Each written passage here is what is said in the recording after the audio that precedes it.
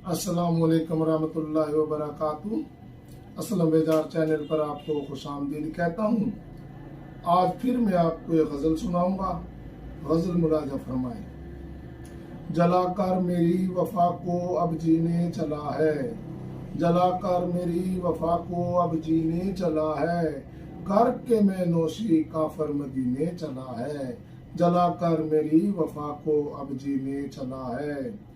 जिस्त भी इनकारी है जिसके वजूद से, जिस्त भी इनकारी है जिसके वजूद से, हयात का तालिब आबे हयात पीने चला है, जलाकर मेरी वफा को अब जीने चला है। कल नशे मन पे जिसने गिराई थी बिजलियां, कल नशे मन पे जिसने गिराई थी बिजलियां, आज उसी दुश्मन को लगाने सीने चला है, जलाकर मेरी वफा को अब जीने चला है। और खबर नहीं किस पल रूठ जाए रूह हमसे, और खबर नहीं किस पल रूठ जाए रूह हमसे, हाथों में पकड़ने अब गिने चला है, जलाकर मेरी वफा को अब जीने चला है।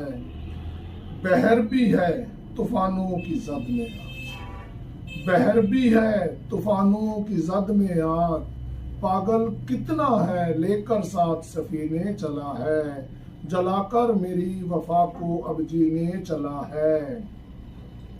और ढलती रुतों में जलाकर घर मेरा, और ढलती रुतों में जलाकर घर मेरा, ये काफर दिल अब जीने चला है, जलाकर मेरी वफा को अब जीने चला है।